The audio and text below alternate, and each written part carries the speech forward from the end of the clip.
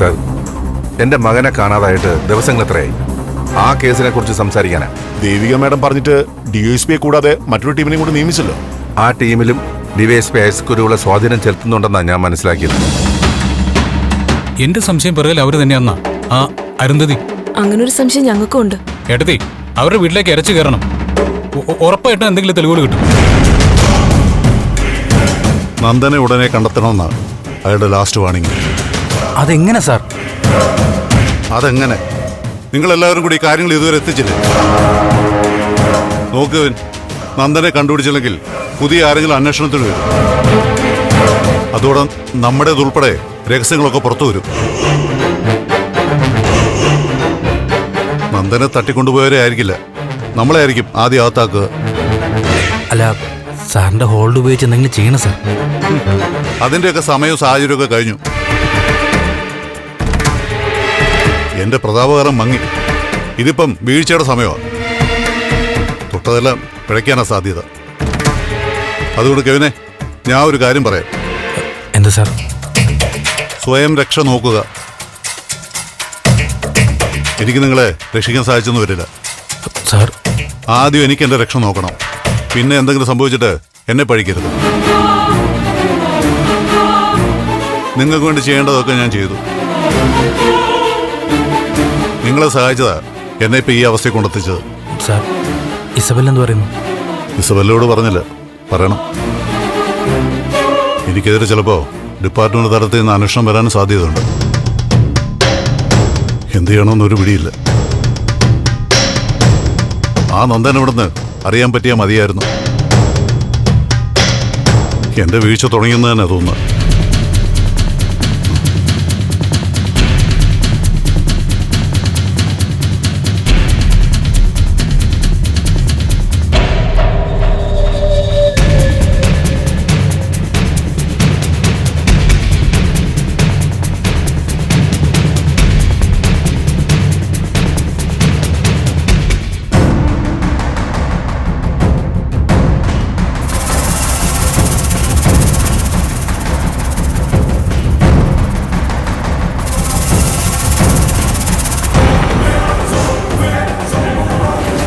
ചേച്ചി, ഞാനൊന്ന് ചോദിക്കട്ടെ.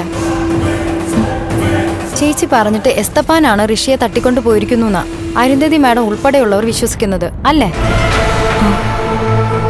ഇതിനിടയിൽ ഏതെങ്കിലും ഒരു സാഹചര്യത്തിൽ ഋഷിക്ക് എന്തെങ്കിലും സംഭവിച്ചു എന്നിരിക്കട്ടെ, ആരോപണം മുഴുവൻ ചേച്ചിയുടെ നേർക്ക് വരില്ലേ? വരും. ആ, എന്ത് നിസ്സാരമായിട്ടാ ചേച്ചി പറയുന്നേ? ദേ ചേച്ചി, നന്ദേട്ടനെ കാണാതായതിന്റെ പിന്നിൽ അരുന്ധതി മാഡം ആണോന്ന് അറിയാൻ വേണ്ടി ഇറക്കിയ ഈ തന്ത്രം ചേച്ചിയെ തന്നെ കുഴപ്പത്തിലാക്കുമെന്നാ എന്റെ പേടി. ശരിയാ, കുഴപ്പത്തിലാക്കുമായിരിക്കും. ചേച്ചി എന്താ ഇത്ര നിസ്സാരമായിട്ട് സംസാരിക്കുന്നേ? നമുക്കെതിരെ എന്ത് ചെയ്യാൻ പറ്റുമെന്ന് കാത്തിരിക്കുക ആ കെവിനും ഇസുവലും ഒക്കെ. അവരുടെ കയ്യിൽ ഇതൊരു ആയുധമായി മാറും. ചേച്ചിക്ക് കുഴപ്പം സംഭവിക്കും. എനിക്ക് എന്ത് കുഴപ്പം വന്നാലും ഒരു പ്രശ്നവും ഇല്ല ശാരി. ആരോപണമോ ആക്ഷേപമോ എന്ത് വേണേലും വന്നോട്ടെ, എനിക്കൊറ്റ ലക്ഷ്യമുള്ളൂ, നന്ദുവിനെ കണ്ടുപിടിക്കുക. ഞാൻ വികാരം കൊണ്ട് പറയല്ല, നന്ദുവിനെ കിട്ടാൻ വേണ്ടി എന്റെ ജീവൻ കൊടുക്കണമെങ്കിൽ അതിന് ഞാൻ തയ്യാറായിട്ടാ നിൽക്കുന്നത്. സത്യമാ പറയുന്നത്. നന്ദു തിരിച്ചെത്തി അടുത്ത നിമിഷം ഞാൻ മരണപ്പെട്ടാലും സാരമില്ല. പക്ഷെ നന്ദുവിനെ തിരികെ എത്തിക്കണം. അതിനുവേണ്ടി ഞാൻ ഏതറ്റം വരെയും പോവും. ചേച്ചി, അതുകൊണ്ട് തന്നെ ഋഷിയുടെ കേസിൽ ഞാൻ കുറ്റവാളി ആയാലും സാരമില്ല. എനിക്ക് വലുത് നന്ദുവാ. ചേച്ചിയുടെ ഈ ഉറച്ച തീരുമാനത്തെ വിശ്വാസത്തെ ഒക്കെ ഞാൻ അംഗീകരിക്കുന്നു. നന്ദേട്ടൻ വൈകാതെ മടങ്ങി വരുമായിരിക്കും. പക്ഷേ ചേച്ചി, എല്ലാം നമ്മുടെ ആഗ്രഹം പോലെ തന്നെ നടക്കോ? എന്താ? നന്ദേട്ടനെ നമുക്ക് തിരികെ കിട്ടുമോ? എന്താ ശരി, നീ എന്തായി പറയുന്നേ? എല്ലാം കൂടി ആലോചിക്കുമ്പോ എന്റെ മനസ്സിലൊരു പേടി തോന്നുന്നുണ്ട്. നന്ദേട്ടന് എന്തെങ്കിലും സംഭവിച്ചിരിക്കുമെന്ന്. ഇല്ല, ഒന്നും വരില്ല. ഉറപ്പാ, ഞാൻ തീർത്ത് പറയുന്നു. നന്ദു പൂർണ്ണ ആരോഗ്യത്തോടെ തന്നെ എവിടെയോ ഉണ്ട്. നന്ദു നമ്മുടെ അടുത്തേക്ക് എത്രയും പെട്ടെന്ന് തന്നെ എത്തും. ഇനി അഥവാ നന്ദുന് എന്തെങ്കിലും സംഭവിച്ച പിന്നെ ഈ ദേവികയും ഭൂമിയിൽ കാണില്ല.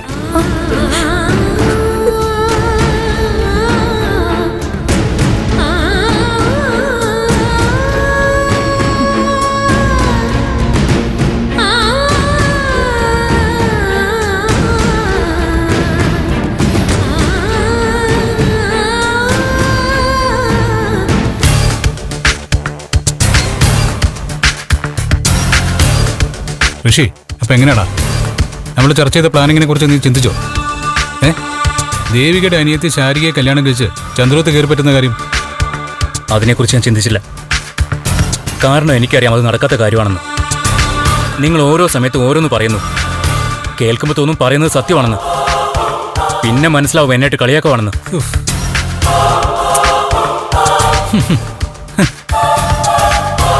എടാ, ഞാൻ നിന്നെ കളിയാക്കാണെന്നാണോ നിന്റെ വിചാരം? അതെ, എന്നെ മാത്രമല്ല ആ നന്ദനെ നിങ്ങൾ കുരങ്ങളിപ്പിക്കാം.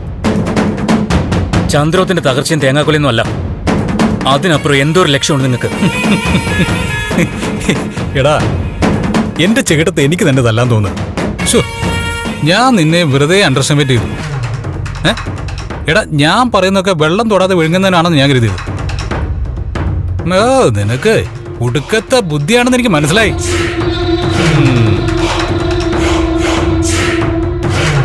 സത്യമാടാ മോനെ നീ പറയുന്നത്. ചന്ദ്രോത്തിന്റെ തകർച്ചയോ തേങ്ങാക്കൊലയോ ഒന്നല്ല എന്റെ ലക്ഷ്യം.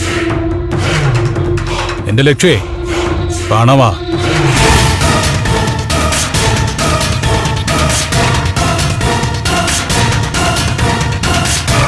പണോ? പണത്തിന് വേണ്ടിയാണോ നിങ്ങൾ എന്നെ? അതെ, പണം.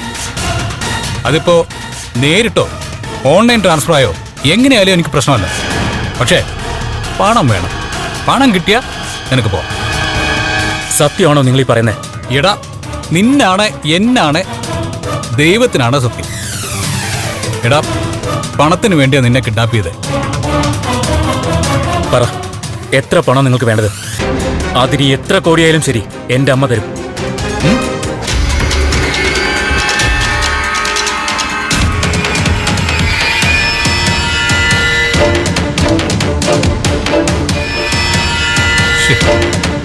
അതിനി ഇപ്പോ മറ്റൊരു പ്രശ്നമുണ്ടല്ലോ. എന്ത് പ്രശ്നം? എത്ര പണ വേണ്ടെന്ന് എനിക്ക് പറയാൻ പറ്റില്ല. എന്താ പറയാൻ പറ്റാത്തെ? പണം എത്രയാണെന്ന് തീരുമാനിക്കാൻ എനിക്ക് അവകാശമില്ല. അതുകൊണ്ട് തന്നെ ഈ കാരണം എന്താണെന്ന് വെച്ചാൽ ഈ കളിയിൽ എനിക്ക് മുകളിൽ മറ്റൊരാൾ കൂടെ ഉണ്ട്. അതേടാ ഋഷി, ഇവിടെ ഞാൻ നിന്റെ ബോസാണെങ്കിൽ എനിക്ക് മുകളിൽ മറ്റൊരു ബോസുണ്ട്. ആ യജമാനൻ പറയുന്നത് അക്ഷരം പ്രതി അനുസരിക്കുന്ന ഒരു കാര്യസ്ഥൻ മാത്രമാണ് ഞാൻ. നിന്നെയും നന്ദനെയും കൊണ്ടുവരാൻ എന്റെ യജമാനൻ എന്നോട് ആജ്ഞാപിച്ചു. ഞാൻ നിങ്ങളെ ഇവിടെ കൊണ്ടുവന്നു. ഈ കാശിന് വേണ്ടിയേ കൊണ്ടുവന്നെന്നേ എനിക്കറിയാം. പക്ഷെ തുക എത്രയാണെന്ന് ബോസ് പറയും. വീണ്ടും നിങ്ങൾ കള്ളം പറയുക. എടാ, നിന്നാണ്, എന്നാണ്, നിർത്തോ. തന്റെ ഒരു ആണയടല്. തന്റെ മുകളിൽ ഒരാളുണ്ടെങ്കിൽ അത് ആരാണെന്ന് പറ. നിങ്ങൾക്ക് രണ്ടുപേർക്കുള്ള പണം ഞാൻ തരും. ഇതെന്റെ വാക്കാ. ആളിന്റെ പേര് പറഞ്ഞാൽ പണം തരും? ചോദിക്കുന്ന പണം തരും. തനിക്ക് കുറച്ച് കൂടുതൽ തരാം, പോരെ? ശരി, അയാൾ ആരാണെന്ന് ഞാൻ പറഞ്ഞാ പോരെ? സാറേ, എന്താടാ? നന്ദന് എന്തോ അസുഖം, വീണ് കിടക്കുക. എന്താടാ, എന്ത് പറ്റി? സാറ് വേഗം വാ. എന്താടാ? എടാ ഋഷി, നമുക്ക് പിന്നെ സംസാരിക്കാം. വാ.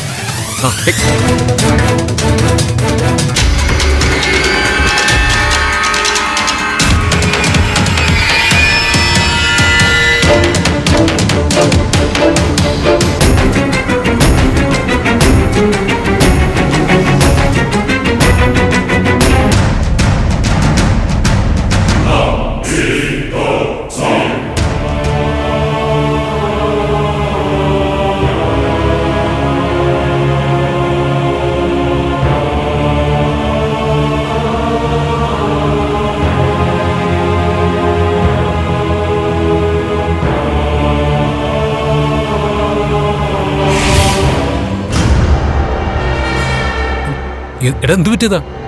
അറിയില്ല സാർ, കുറച്ചു മുമ്പ് കുഴഞ്ഞു വീണു, വൊമിറ്റ് ചെയ്തായിരുന്നു.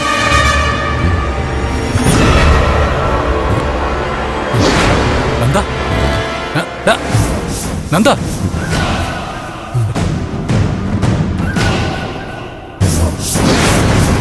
ഇവന് നന്നായിട്ട് പനിക്കുന്നുണ്ടല്ലോ.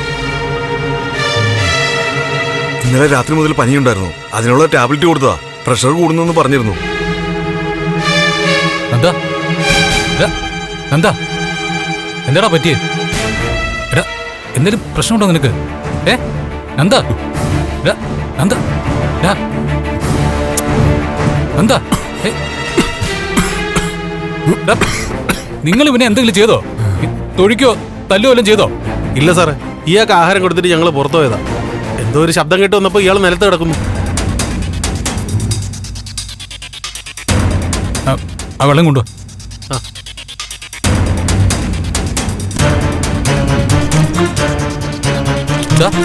എന്താ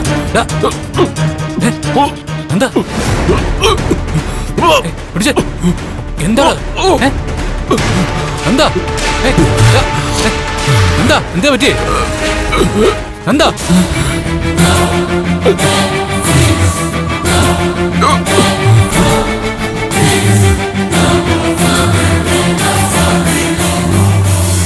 സാറേ, ഉടനെ ആശുപത്രിയിൽ എത്തിക്കണം. ലക്ഷണം കണ്ടിട്ട് സീരിയസ് എന്നാ തോന്നുന്നത്. ആശുപത്രിയിലൊന്നും കൊണ്ടുപോകാൻ പറ്റില്ല. ഡോക്ടറെ ഉടൻ വരുത്തണം ഇങ്ങോട്ട്. എടാ നീയൊക്കെ ഇവരെ നോക്കിക്കോണേ. ആ സാറേ.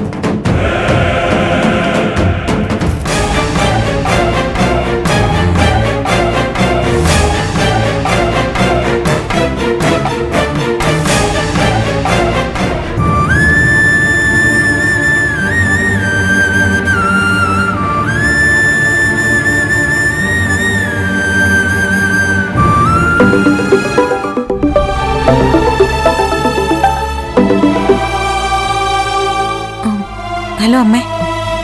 ദേവിക വീട്ടിലാണോ? അതെ അമ്മേ.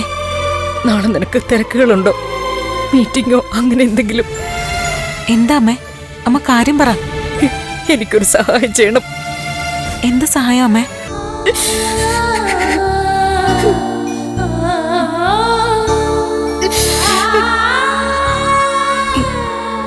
എന്താ അമ്മേ? അമ്മ കരയാണോ? നാളെ മുകുന്ദപുരം അമ്പലത്തില് മോൾക്കൊന്ന് പോവാൻ പറ്റൂ? എന്തിനാ അമ്മേ?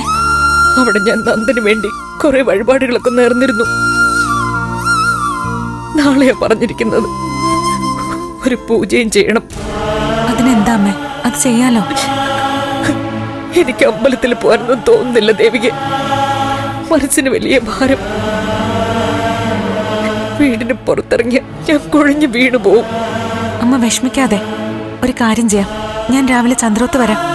എന്നിട്ട് നമുക്ക് ഒരുമിച്ച് പോവാം. അമ്മ ഒരിടത്തും വീഴില്ല, ഞാൻ നോക്കിക്കോളാം. വേണ്ട മോളെ, ഞാൻ വരുന്നില്ല. നീ പോയി പൂജയൊക്കെ ഭംഗിയായിട്ട് നടത്തിയാ മതി. ഭഗവാനോടൊന്ന് അപേക്ഷിക്ക്, നമ്മുടെ നന്ദനെ എത്രയും പെട്ടെന്ന് കൊണ്ടുവരാൻ. അമ്മ വിഷമിക്കാതെ, നന്ദു ഉടനെ എത്തും. ഭഗവാൻ നമുക്ക് മുന്നിൽ നന്ദുവിനെ കൊണ്ടുവരും അമ്മ.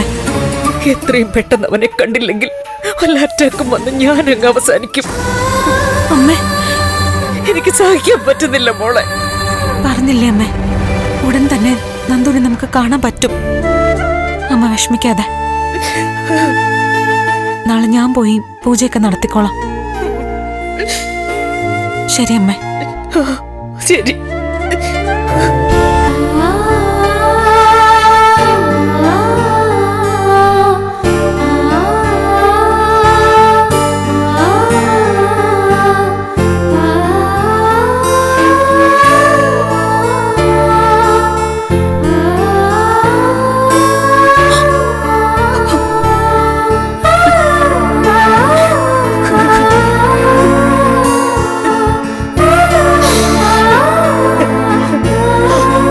താനെന്താടോ കരയ്യ? ആരെയാ ഫോൺ വിളിച്ച്? ഞാൻ ദേവികയെ വിളിച്ചതാ. നാളത്തെ പൂജയുടെ കാര്യം പറയാൻ. ദേവിക പോവാന്ന് പറഞ്ഞു. എനിക്കും കൂടി പോയാക്കുള്ളതെന്ന് മനസ്സിലുണ്ട്. പക്ഷെ വയ്യ. അതെ, അതെനിക്കും മനസ്സിലായി. തന്റെ മനസ്സിനും ശരീരത്തിനും ഒക്കെ ക്ഷീണം ബാധിച്ചു. ഞാൻ വിനോദ് ഡോക്ടറെ വിളിച്ച് സമയമെടുത്തിട്ടുണ്ട്. നാളെ വൈകിട്ട് ഡോക്ടറെ കാണാൻ പോണം. ഇല്ല സിദ്ധു, വേണ്ട. എനിക്ക് മരുന്നും മന്ത്രവും ഒന്നും വേണ്ട. എന്റെ ക്ഷീണത്തിന് ഒറ്റ മരുന്നേ ഉള്ളൂ. എന്റെ മോനെ കാണണം. താൻ വിഷമിക്കാതെ. SP എന്റെ അപേക്ഷ കാര്യമായി എടുത്തിട്ടുണ്ട്. അദ്ദേഹം DGP വിളിച്ച് ഒരു സ്പെഷ്യൽ ടീമിനെ വയ്ക്കുന്ന കാര്യം ചർച്ച ചെയ്യാമെന്ന് പറഞ്ഞിട്ടുണ്ട്. നന്ദനെ നമുക്ക് ഉടനെ തന്നെ കാണാൻ പറ്റും പ്രഭ. അവൻ എവിടെയായിരിക്കും സിദ്ധു? സിദ്ധുവിന് എന്തെങ്കിലും ഒരു സൂചനയോ തോന്നലോ മനസ്സിൽ വരുന്നുണ്ടോ?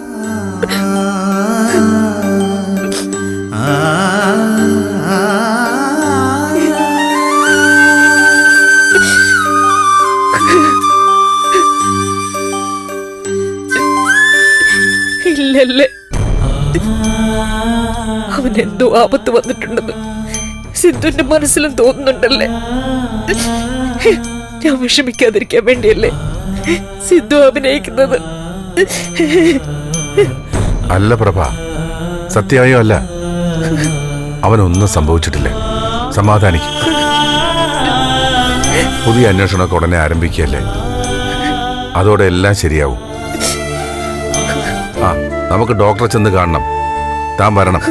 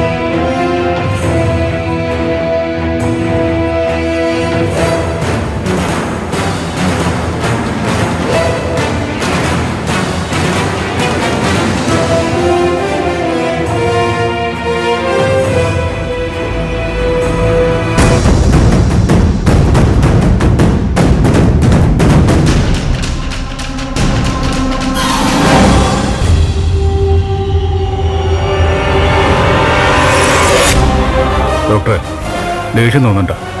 കുറച്ച് രഹസ്യങ്ങൾ സൂക്ഷിക്കുന്നതുകൊണ്ടാ കണ്ണ് കെട്ടിക്കൊണ്ട് വന്നത്. കെട്ടഴിക്കടാ.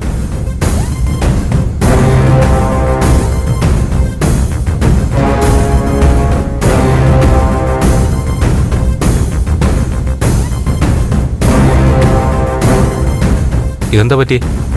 ഒന്നുമില്ല, ഇന്നലെ മുതൽ നല്ല പനിയുണ്ടായിരുന്നു, അതിൻ്റെതാ.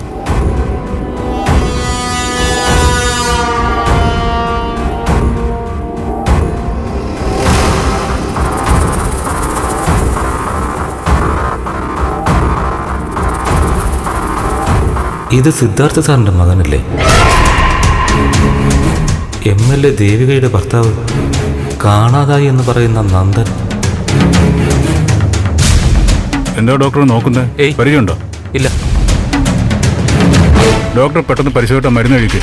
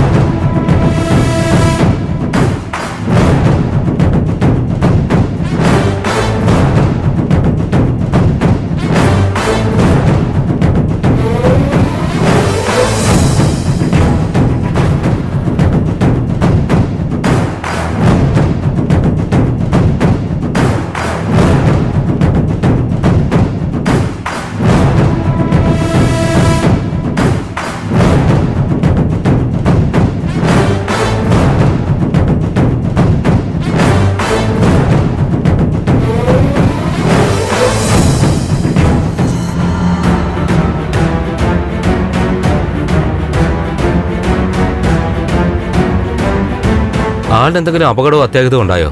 ഏയ് ഒന്നും ഉണ്ടായിട്ടില്ല ഡോക്ടർ. ആള് പെർഫെക്റ്റാ. എന്തായാലും ഞാനൊരു മരുന്ന് കുറിച്ച് തരാം. മരുന്ന് കഴിച്ചിട്ടും കുറവില്ലെങ്കിൽ ഹോസ്പിറ്റലിൽ എത്തിക്കണം. ഏയ് അതൊന്നും പറ്റില്ല ഡോക്ടർ. ഡോക്ടർ വന്നു നോക്കിയാൽ മതി. അല്ലല്ല, ഹോസ്പിറ്റലിൽ പോയാലേ ശരിയാവൂ. നിങ്ങൾ കരുതുന്ന പോലെ സേഫ് അല്ല. ബ്ലഡ് ഒമിറ്റ് ചെയ്തിരിക്കുക. ആള് പെട്ടെന്ന് വീക്കാവും. മരുന്നിന്റെ അസുഖം ഭേദാവുന്നില്ലെങ്കിൽ ഹോസ്പിറ്റലിൽ എത്തിക്കണം. ആ അത് നമുക്ക് നോക്കാം. ഡോക്ടർ ആ മെഡിസിൻ കുടിക്കും.